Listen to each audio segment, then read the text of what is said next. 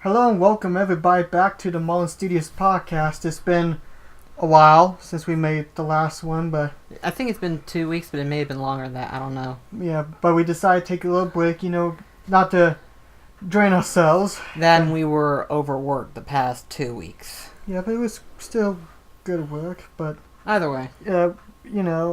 so yeah, welcome back. Not much has changed, though we scored big yesterday.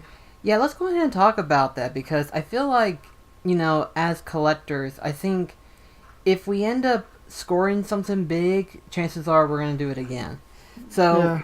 let's talk about the original plan. The original plan was to go to Murfreesboro. And the reason why was because I actually decided to do what Metal Jesus suggests, which was to go on Craigslist, local sales networks and stuff like that, kind of see who's all selling what. And I discovered this guy who runs a booth in the flea market.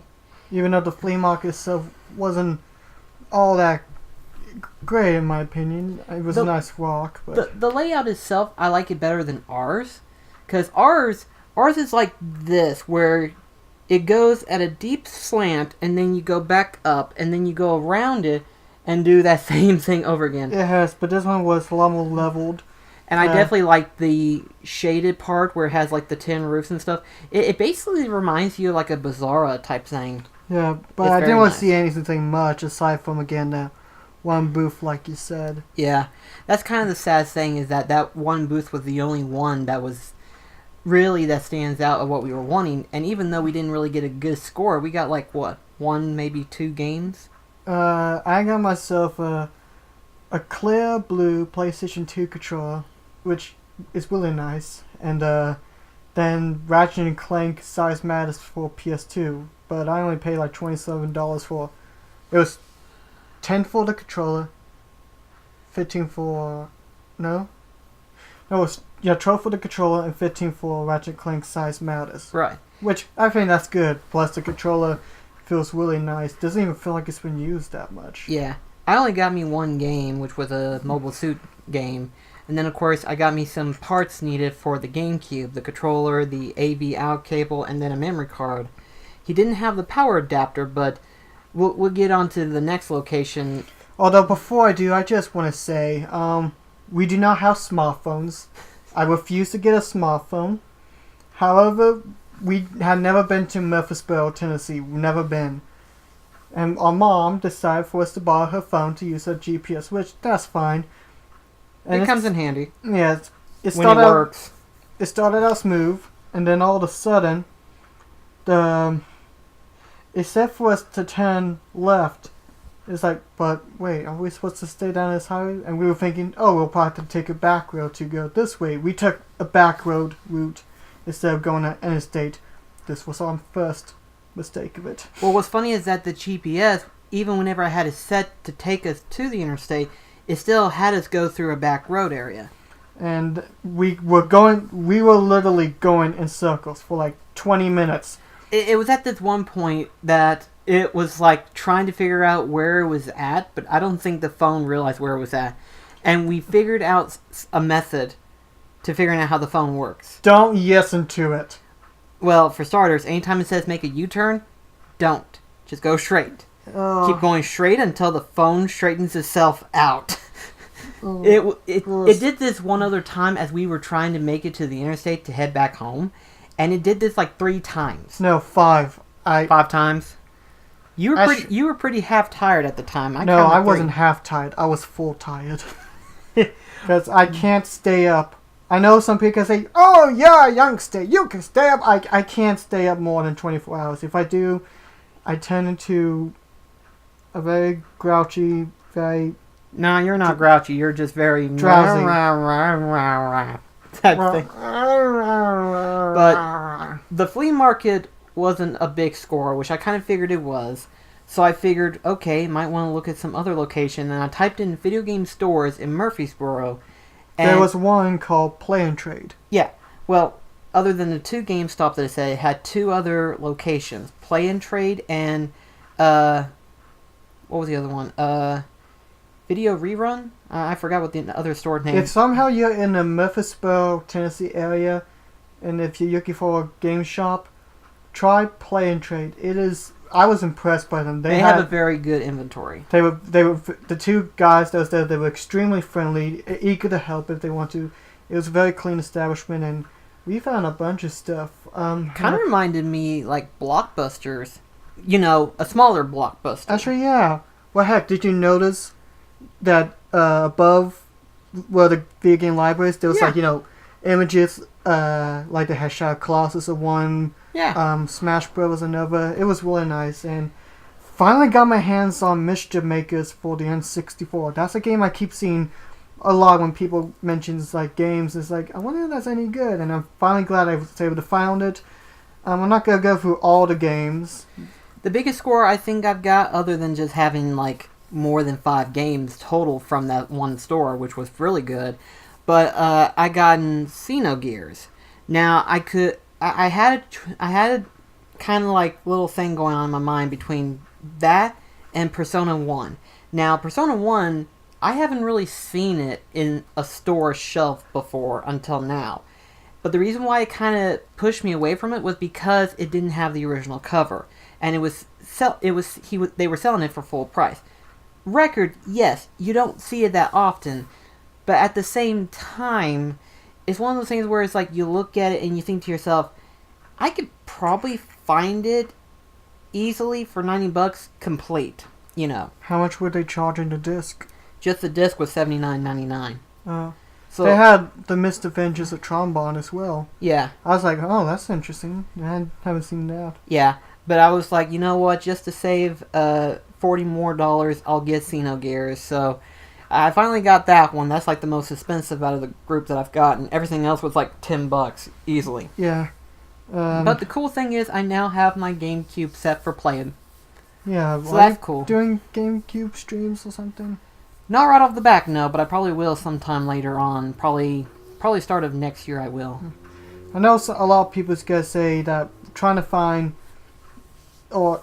games, you always go online, but even though a lot of people can see more profit online, it doesn't hurt to go to flea markets or game shops.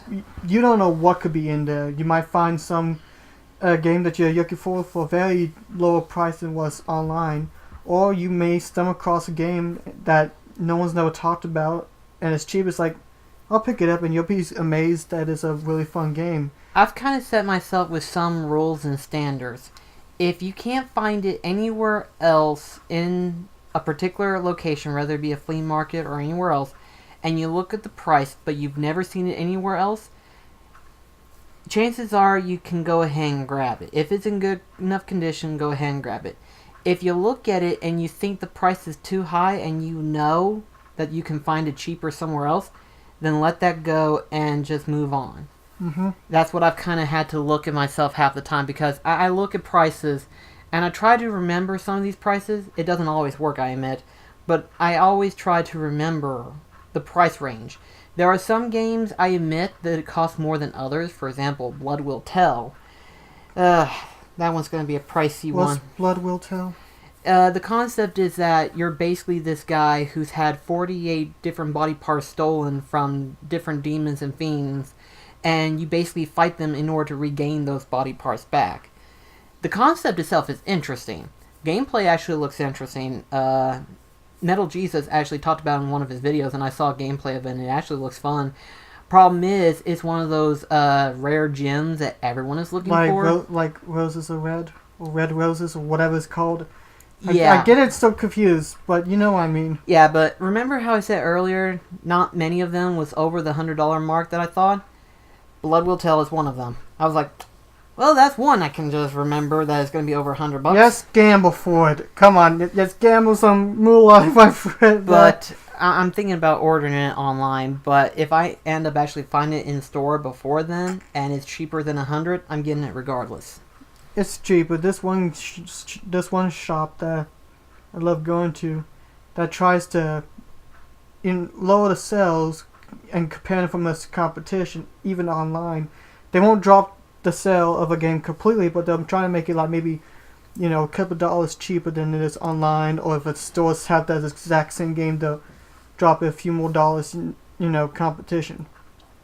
Right. I mean, it helps. It does help, actually, considering the fact that, a lot of gamers now actually look into that, It's like the true gamers, they're not spending it just for a high price. They're spending it because they want to get that game, and if they can get it at the cheapest value, then that's what they're going to go for. Yeah, but unfortunately, it's kind of hard for a lot of games, especially, people who are into, say, the older systems. Sometimes, I think Ocarina of Time, granted I'm not a huge fan of the game, but I think that one goes for maybe 30 or 40 cartridge, I think. Really? I think I can't remember. That doesn't sound too for the bad. gold, which by the way I did see a great card of Ocarina of Time.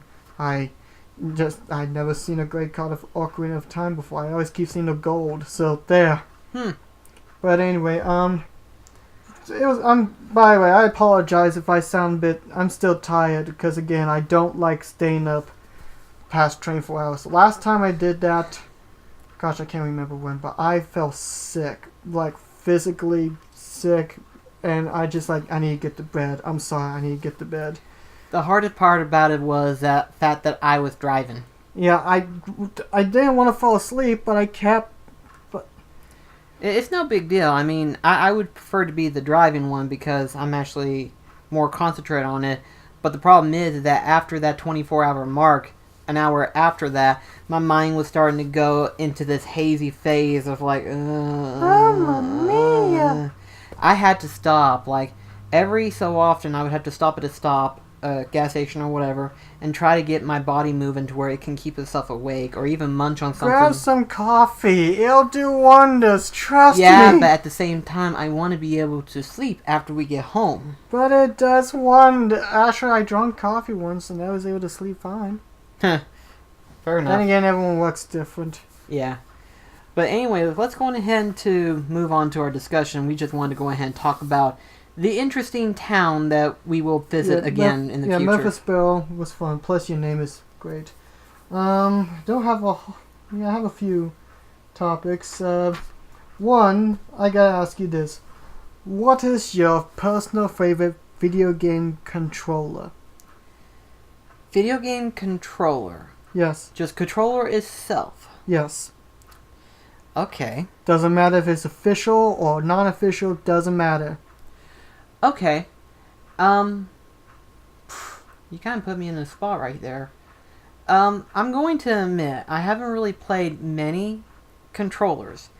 We've got the basic ones, obviously. But if you're talking about models, video game control models, there was this one model that I actually liked. And the problem is, it's a third-party controller, and I don't even know if the company itself that makes them still makes stuff anymore. But you remember that red Madcast PlayStation 2 controller? Yeah. That one fits perfectly in your hand, and it had the material in the back to where you can grip it better. And the controllers were so well responsive. And I mean, obviously because of it being a PS2, but honestly, the way that controller felt like an actual pro controller to where you could actually play it for hours on end. And the nice thing is, whenever your hands get sweaty, it doesn't feel like you're itching or anything like that. Yeah, the I don't even know if it's leather. Actually, it's not leather. It's some form of plasticing. It's not that cheap plasticing either. It's actually molded plastic to where it makes it comfortable. I know what you're talking about. It's been years since I found that controller. Yeah, but I don't even know if Madcast is still around. Are they? They're having some financial troubles last time I heard. I hope not, because they're the only third-party group that makes controllers and other stuff right. For example, they make memory cards and everything like that. Mm-hmm. They're basically the one only third-party company that can make accessories for the systems and make them right, You got some of these other ones that make the cheap, garbage-looking ones that can only last for, probably about a year, and then after that, it's... Well, even if you use it for, 6 months or less, depending on how They're good at chucking through glass. Yeah, that's true. My favorite controller is kind of difficult. There's a lot. I like the original PS2. I also like GameCube, SNES.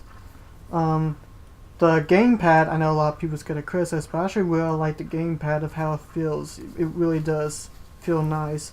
But if I had to choose like my personal favorite one day, if I had the option to play every single game with it, it's a tough choice. Although I'm gonna have to say, and it doesn't help the fact that it's staring right dab in my face, is the Nintendo Switch Pro Controller. Oh. I am aware it is expensive. I wish they would cut the price for it. $70, my golly. But it's the first controller that it just feels so well done. I mean, the Switch Joy-Cons, they feel great still, but it feels well made, really bulky, but doesn't feel too heavyweight. It feels durable. Feels very durable.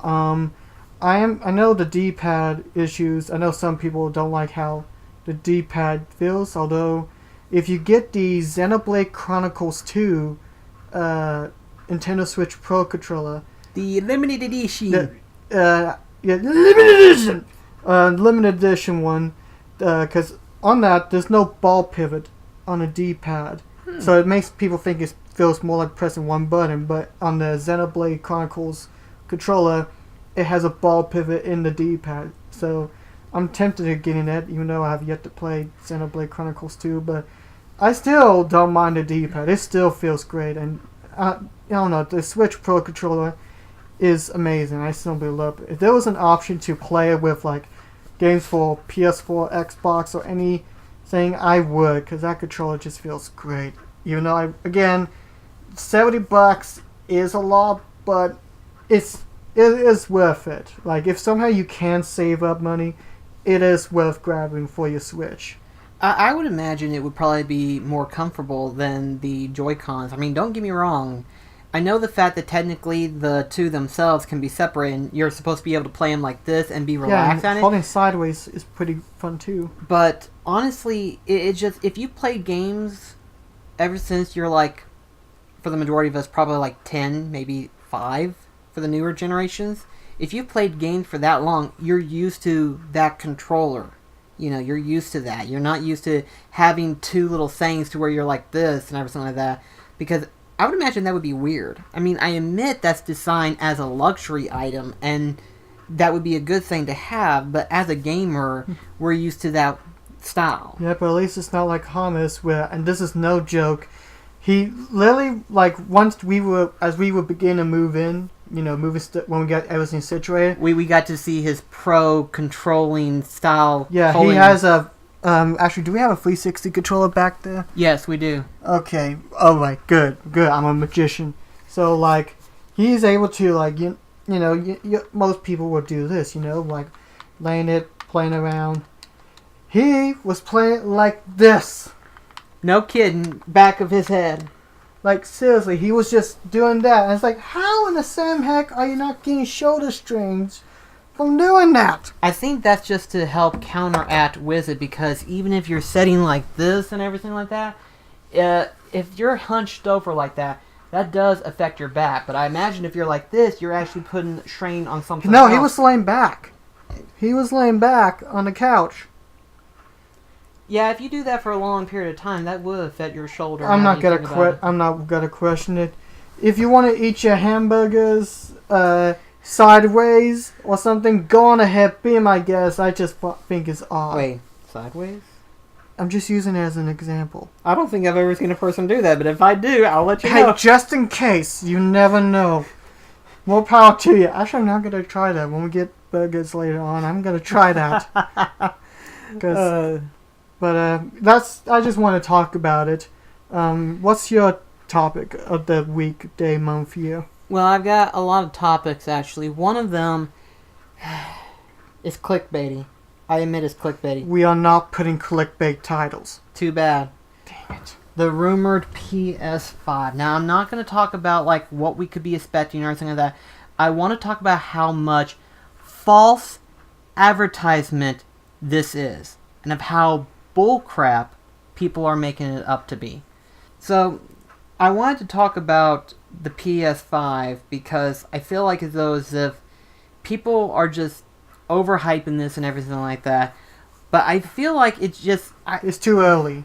there are a lot of statistical proof that this is non-existence.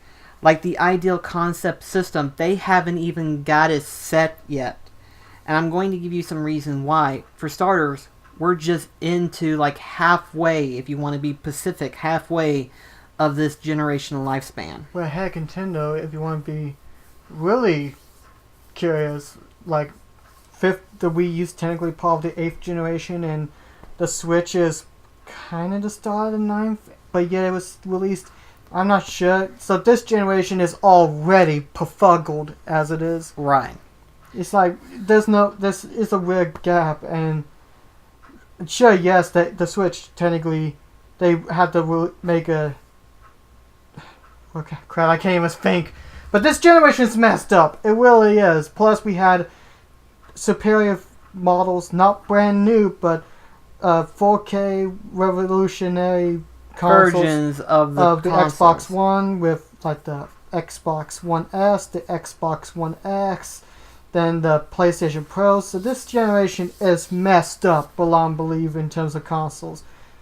So for Sony to release not an upgrade, but a whole new architecture game console is just, no. You just especially after people already bought the Pro to begin with. I mean, it came out last year, did it not? Yeah, just last year. Just had come out. So it's like, what you're going to make a repeat of the video game crash. What was the reason for the video game crash? Too many consoles. Bingo. I mean, granted, yes. It's not...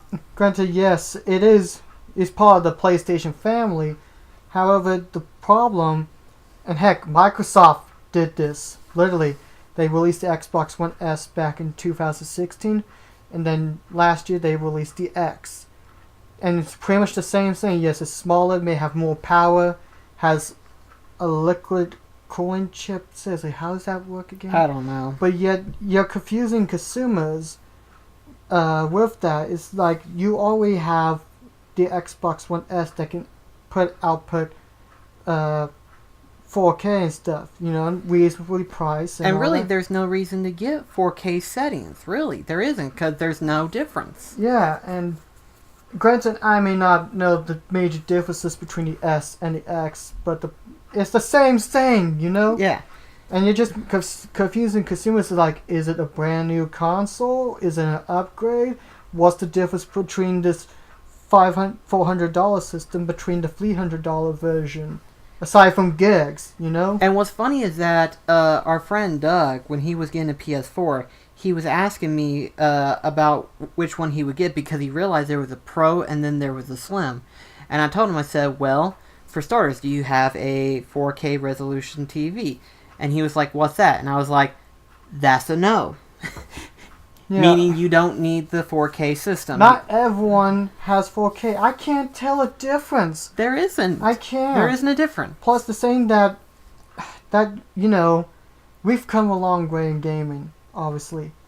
And sure, yes, we can, as we yuck into the current consoles, and like, oh boy, I wonder what games could be like in the future. We're pretty good in terms of consoles matching up to PC. Heck, PC and PS4, Xbox One graphics are very similar. They try to do a comparison all the time, but really it's kind of hard to tell a difference. There is. Yeah, it's hard to tell. So it's like, what else could you do with the 5? I mean, yes, the PS4, there may be new game engines that may not work with PS4, but can work on a Pro, but like, since it's too early. That's my only issue. It is way too early. Consumers and the fact that people, or at least the rumors are saying, if it's supposed to come out this year, no one won't be able to buy it. It won't sell. I'm projecting, even if they did announce it, it'll probably be up to $400, brand new probably. So consumers won't have the money to get it anyway, and how big could you make the games? And it just hurts my brain trying to think. If Sony actually did this, it is way too soon. It will confuse the consumer. And again, I mean, sure, I'm not saying I don't want a PS5, but I want that maybe, I don't know, 2021 or heck 2020. I think will be fine. You know. I would recommend 2020 as well, because at least then you give a little bit of time. And plus, it takes about a year or two before the next generation of consoles get a good selling point, because it does take that long for a good lineup of games to be put out. Heck, Nintendo's lucky enough to be pushing that much out because they've had titles from the Wii U to put on the Switch. Yeah, and even though I played them, I'm glad one thing I do like is that they're adding some new stuff in the Wii U games to make people realize it's not going to be a rehash of a port, that they're just updating it a bit. Plus, even still, they've been kicking butt with releasing new titles still, you know? Yeah. Heck, there were tons of new games, first-party games, especially out last year and this year, you know? It's just, so they're lucky, but, like, I just don't see why they would want to release a PS5 so suddenly. Plus, this brings back to another topic that I read some time ago, and this was during the time that GameStop was kind of reducing their sales towards physical games and trying to convert more on, like, merchandise stuff and everything like that. Oh, be kind of like a Hot Topic. Yeah, Hot Topic. Type thing. What's the other store? But the biggest thing that GameStop executives, not employees or anything, executives, owners of the company itself, they said the only reason why sales are going down is because of the lack of sales of consoles. And there was another news article that came out sometime later saying that PlayStation 4 system sales have kind of dropped. Now, here's something else. How many PS4s are there? How many have they sold? Well over 10 million. Well over. Probably making over 60 million at this point, probably. Exactly.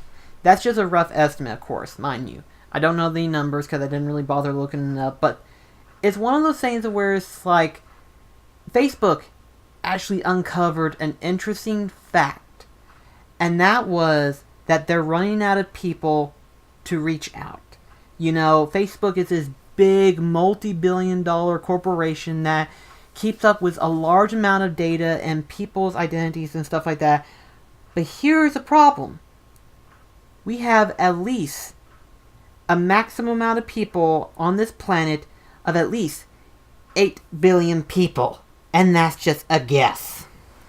You can only reach so far into that realm of who you're targeting. Not everyone's gonna want. Not everyone's gonna want to create a Facebook account.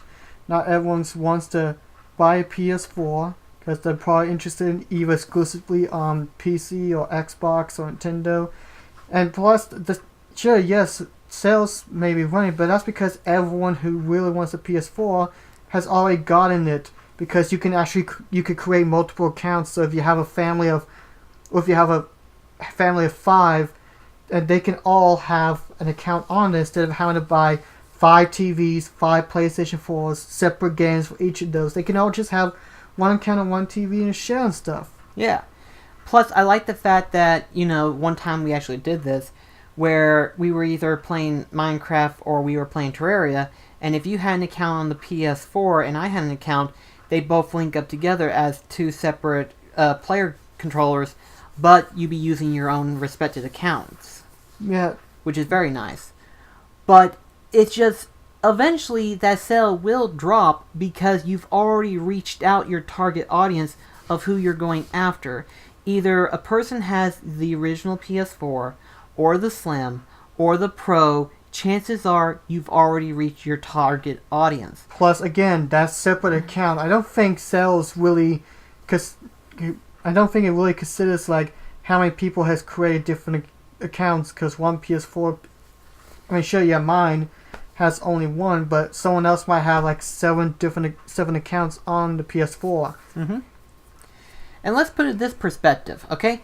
If you can sell at least 1 million copies of the system per year, that should be grateful. That should be satisfaction.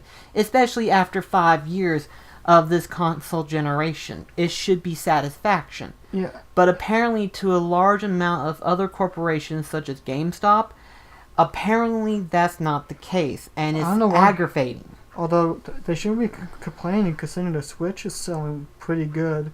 And so that's their hardware sales. But it's like, at the same time, you shouldn't concentrate on the console itself. If there was a new, like, you know how people usually have to upgrade a PC every year?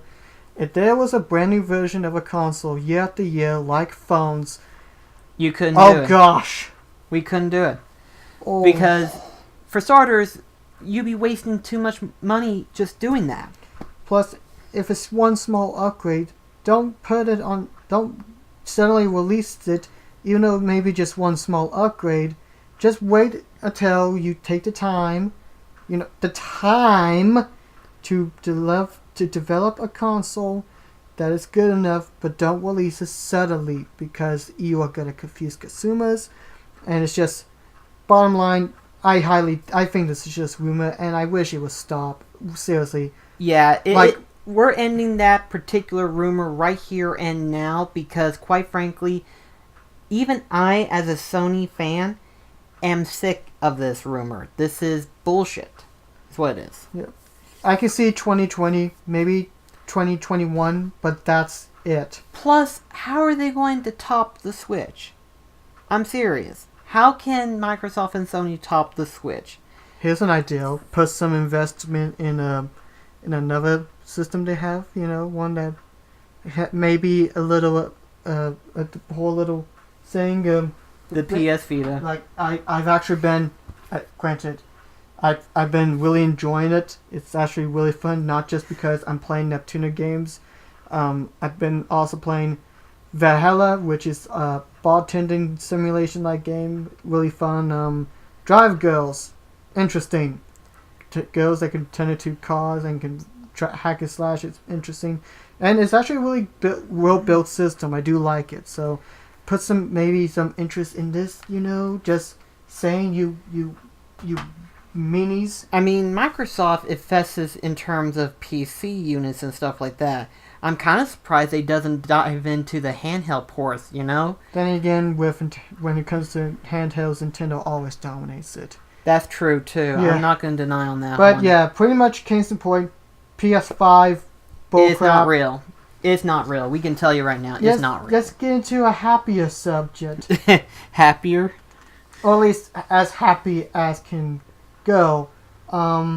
Let's talk about, while I talk about, since we mentioned hardware sales, I want to talk about this as I have a friend, or we have a friend named Jed, who's great. I treat him, he's practically family to us. He has this app on his tablet, which is a Star Wars trading card, saying where you could trade cards, get new ones and stuff. One of the things that I didn't know is that apparently, in the app you can trade cards with other players, but apparently recently, I've been noticing that he's been doing a lot of, like, if there's a particular card, like, I know green, orange, purple cards are pretty rare. If he has a duplicate, he could probably put it on eBay for, like, maybe $5 or something. Basically data selling. Yeah, like, he doesn't go up for much. I think one digital card, someone paid up to $40. That's not bad, considering how whenever we had Pokemon sales. But here's the thing, it's digital. I know. It's not physical. You can't physically touch it, and it's kind of surprising that. And this brings me to another example as well. It's like when PT, which was a demo for the canceled Silent Hills, when it was taken off the PSN store, on eBay and stuff, people were selling PlayStation 4 systems that had the PT game data within, because, well, as a game that's digital, how can you buy it? Right.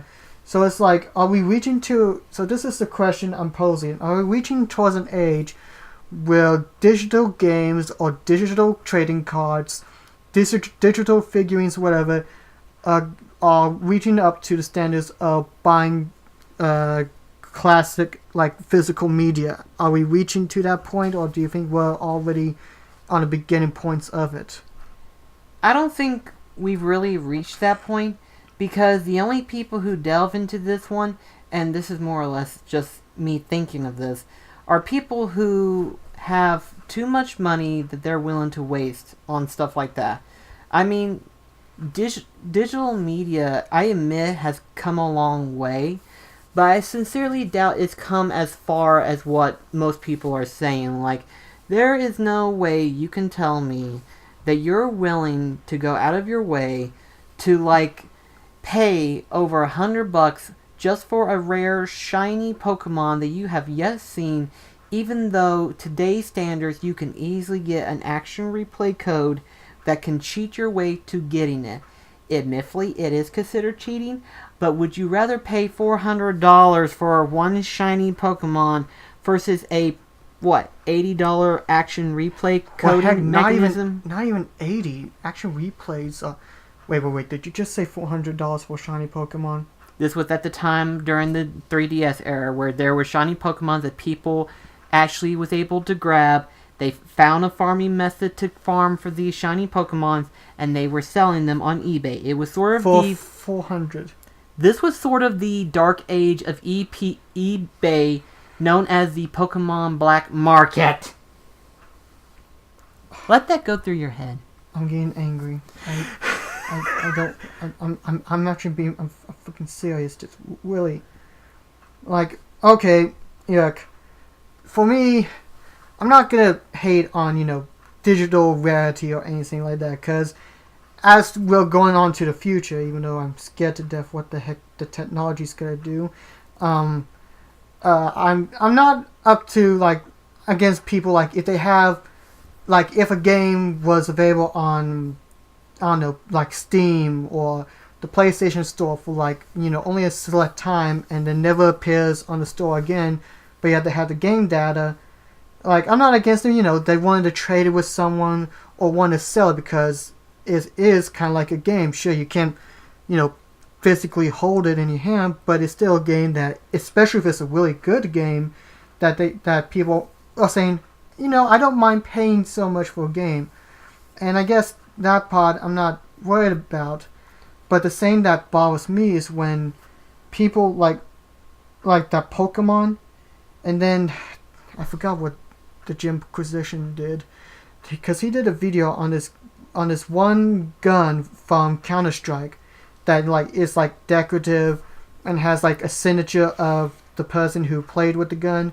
So for way too much money. It's like unless it's a collector's edition, prop, I can understand paying that much, but to see someone put $400 into a Pokemon, that's the part that really ticks me off, is seeing people waste money on I guess this is kind of hypocritical considering, since I collect amiibos and all that, but at least we spend $10 or $20 at a time, not $10,000 in one go. Well, yeah, but then too, it's you can hold it, and you know what it is and all that. But if somehow we're just showing off at this point, if somehow if your computer crashes and you have no backup save files or anything, oh gosh, that's nightmare. If someone bought that $400 shiny Pokemon and yet the game crashes or the 3DS crashes and the game that is gone, you just wasted $400 on that, But I will say this much in defense, because someone's in the comments. Yeah, I know. I do apologize. Technically, Nintendo fixed up for Pokemon itself that there is actually a cloud server, which is technically a wireless data storage-based facility somewhere out there. I don't know where. I don't know what it's called, but it's some form of a massive memory storage bank where you can store your Pokemon, reset your game, and you can still pull your Pokemon data that you've had from that cloud and pull it to your new save. That much they have done, including for the Pokemon Red that they re-released for the 3DS, if you remember. Oh, okay. Yeah, you can store your Pokemon from that same game, put it into the newer generation of Pokemon. They've come a long way of that. But still, at the same time, if you don't do that, yes. You're screwed. But I don't know, I guess for me, it's just the ideal. Not saying I'm not against, digital games or digital items that people are willing to trade or even sell and buy. It's just, I guess I'm just not used to the concept. Especially games, I understand, want to, make a profit selling a game online that is no longer you could buy on Steam or wherever, I can understand.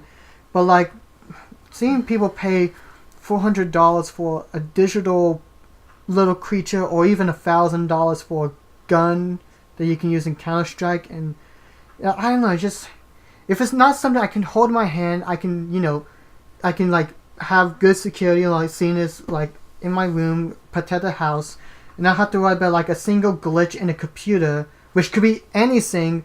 Like computer goes up and the data's gone forever. I guess that part. I'm not saying I don't want to critique on like people buying stuff for so much. That's not my place to really say, but I don't know. I guess digital rarity. That's an odd set of words. Plus, what's funny is that technically, the way the digital market was supposed to work is so that way people can get their hands on the game easier.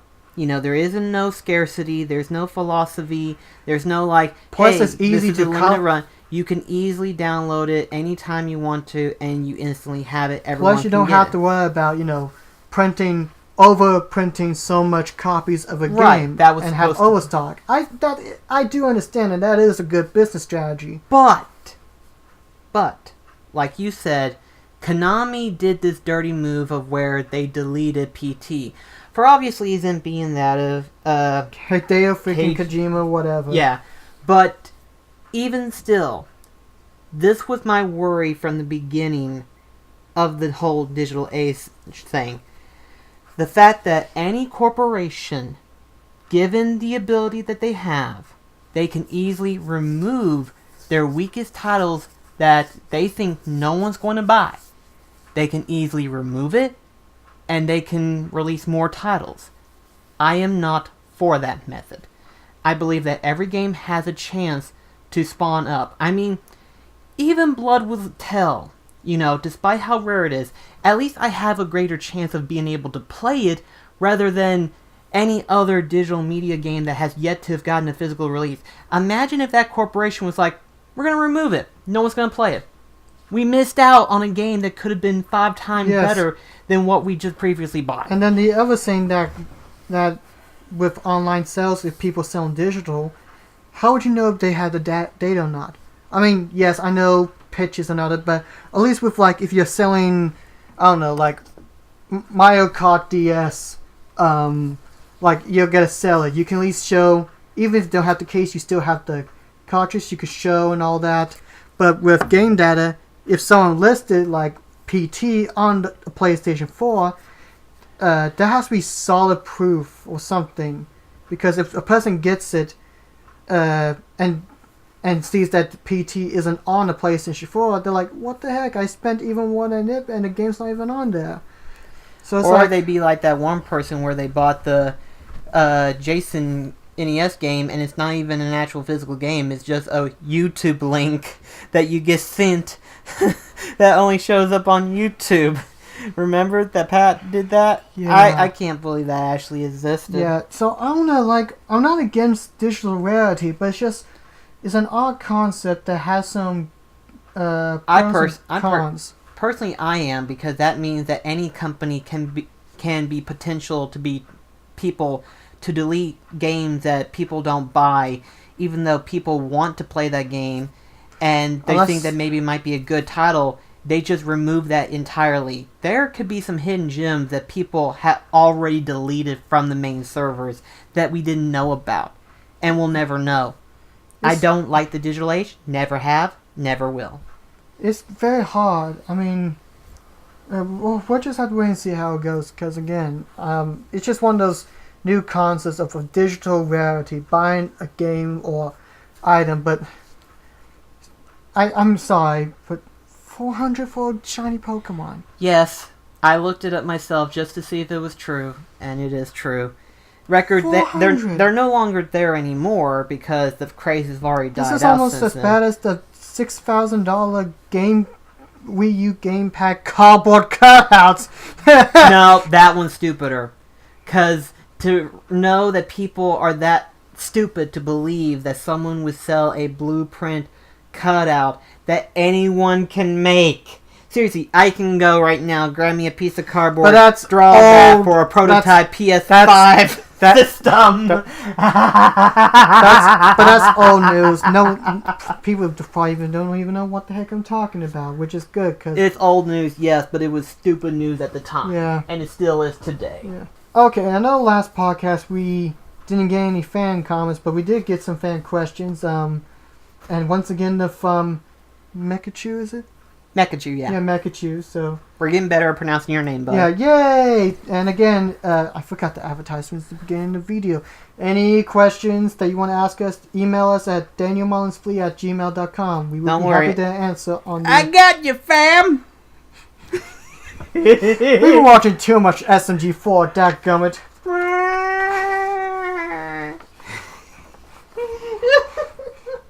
Motherfucker. We've been watching... That's the spicy meatball! Okay, let's move on before we just Yes, by SMG4, love ya. Anyway, so we have two questions, one for me, one for you. First question, and this actually regards to a character who hasn't really done anything in my videos for the past year now, but it's a question called, how did you come up with the name Guff? If you have not watched any of the Dale Marshall episodes, first off, why not? And secondly, in that video, or in the series, I have a possessed amiibo. Well, particularly a possessed Toon Link amiibo. And I named him Guff. Some people are probably wondering why. Well, it kind of has to go to Cataclysm. It was in his Destruction Derby 2 review. He was reviewing Destruction Derby 2. And he was trying to figure out a name to name himself as the rookie driver. And, And he went with Guff. And I don't know why, but that name just sounds... It sounds funny. That and Montague. Montague has stuck with you as well. Well, that's because it's the name of Duck. But anyway... Wait, what? Duck. You know, the Great West Engine. His original name is Montague. But the engines called him Duck because he waddles on the track. Oh, yeah, that was his introduction. Oh, man, that's been years ago since You can thank me for it. Anyway, but, yeah, to be fair, I actually started using the name Guff, in Dale Pals, actually. I wanted to do, like, a little, slight gag reference to where, because in the My Python, Flying Circus series, there's a lot of characters, or some, characters that are actually named Arthur, and I was like, wouldn't it be funny to like have a series of characters that we see throughout the Let's Plays, and just they all have coincidentally the same name. That was my original purpose at the time, and but yet the name fitted with the Toon Link amiibo, and yeah, granted I haven't really used him in my videos for a year, or heck, even the talking amiibo such as King DDD, his loyal sidekick and friend. But just because I just haven't really thought of any major usage, dang it, I have a whole family of amiibos. But you've gotten 2 new amiibos since... Yes, I bought 2 new amiibos in Murfreesboro. I was going to give 3 extra ones, but I was like, I'll save that for later. But yeah, so that was fun.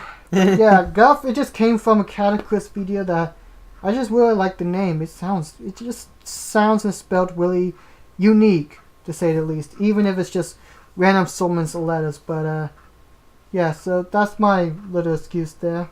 Did he ask you a question? Yes, and I'm going to try to explain it, but even I'm in the realms of like not sure how to explain it, especially since technically I'm pretty sure that's how you technically pronounce it. He basically asked, why do I always pronounce ideal? Because apparently it's spelled... It's pronounced... Yeah, Ideal? Crap, you're making me hard to say it! IDEA, but it's instead IDEAL. I say it as ideal because that's how... I even asked John when he was here that one time because we were reading that question, and I just looked around and I was like, is that not how you're supposed to say it when you're talking? Ideal? And even John's like, well, when you're using it in a sentence, yes, it is ideal. But just saying ideal, that's basically just a standalone word. And I'm like, No offense, I've always known that it's just called ideal. And that's how you're supposed to say it. It's ideal. It's an ideal. I have an ideal. That's basically what it is. And I'm not ranting. I'm just saying that's how I've always used it. And I thought that's how you've always used it. Well, you gotta keep in mind as well, with my mispronunciation special language, I pronounce stuff very messed up. And I admit, whenever I read, I tend to add an extra word or take an extra word away. But at least in my sense of my primitive caveman brain, I have I have an understanding of what the sentence is, even though I add or take a word away, but I still know what it technically says and what it means. I just make it either shorter or I try to make it sensible to where I can understand it better. Because the way my mind works is, let's put it this way. We think odd. Yes. But odd is good. We'd rather be odd than normal. Let's put it this way. If you were inside my head, it would be simplistic until you got to the realm of Kingdom Hearts. Then it's just basically one of those spider wire thing, map type things where it's like, okay, this is here, this here. Oh! Chris, hold on. If we had the GPS, it'll just take us around in circles.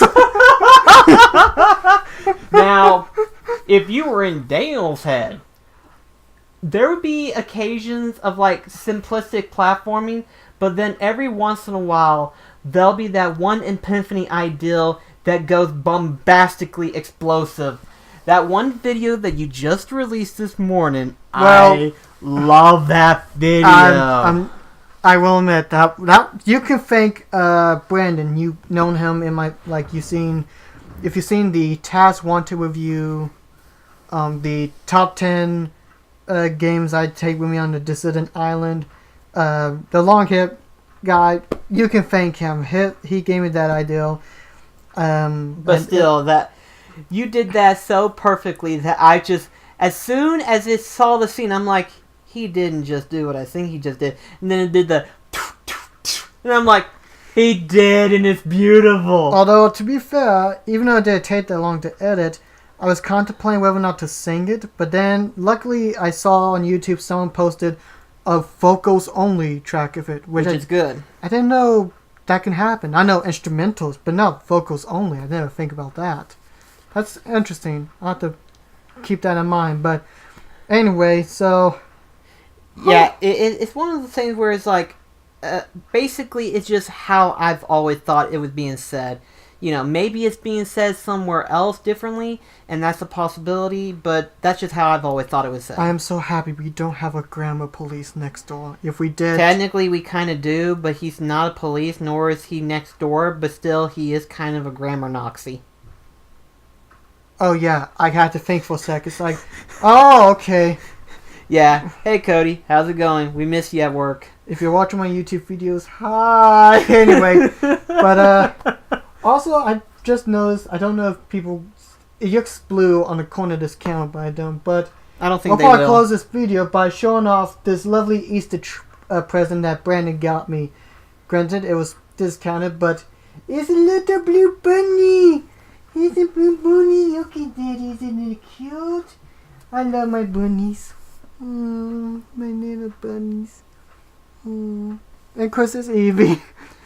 Yeah, I never... Did we ever talk about the last... No, we didn't. Crap. Okay, one last topic. We got enough time. You stay here, my little blue bunny. That's also an ice cream, too. Yeah. Yeah. So, basically what we did, we went to Knoxville because we hadn't been there in years. Plus, it was probably going to be the last time we ever see Toys R Us, so we figured we'd go there. Of an angel. And we went there, and it was a group of 5 people that we had, which is the most we'll ever fit in that car, because we can't fit anymore. I almost died! We all almost died, but needless to say, we went there. It was you, me, Brandon, Eric, and Jared. We all went there, and we reminisced on Toys R Us, which I reminisce mostly on like collecting robot figures, like Mega Man, Transformers, and stuff like that. I saw the Thomas Wood. Not gonna... Oh! Okay.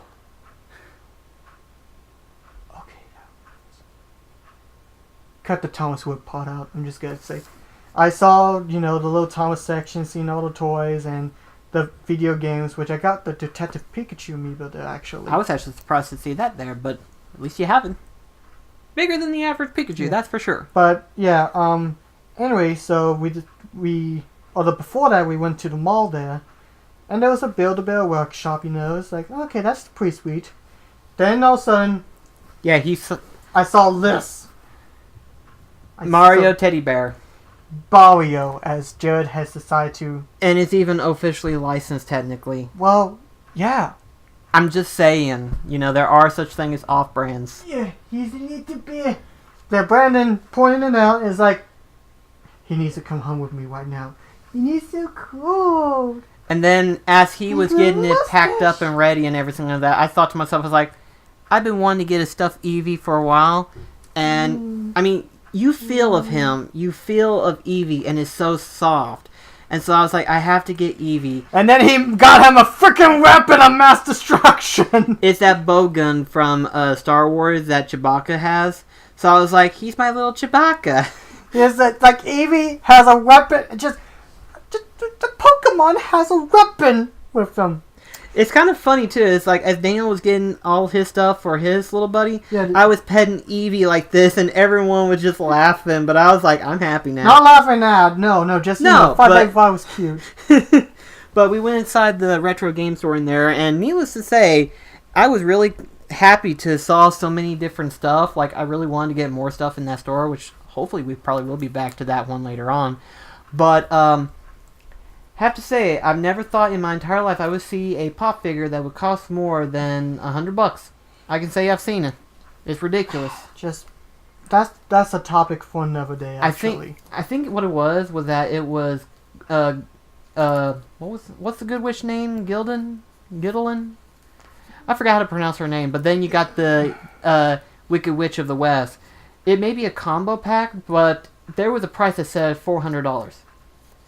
Can safely say I'm not getting that set. But I think we'll save the pop figures because actually I have a little stuff to say. Anyway, so if you have any future topics that you would like to send, or you want to ask us any questions regarding our videos, thoughts on games, or even what's our favorite restaurants or whatever, just you can either comment on the YouTube video or ask us through DanielMullinsFlea@gmail.com. And yeah. I love my Mario and my bunny. Crap, I forgot the name of the name. I'll think of it later. You'll be our mascot for our podcast. I don't know. We've got a lot of mascots that they could choose from. I don't care! We're gonna get Bunny Blob. I'll think of a name soon. I'll think of a name. So, anyway... thank you all for watching, and we will see you guys in the next... Oh, and subscribe to BlackCross Gameplay. Hello. He has Twitch.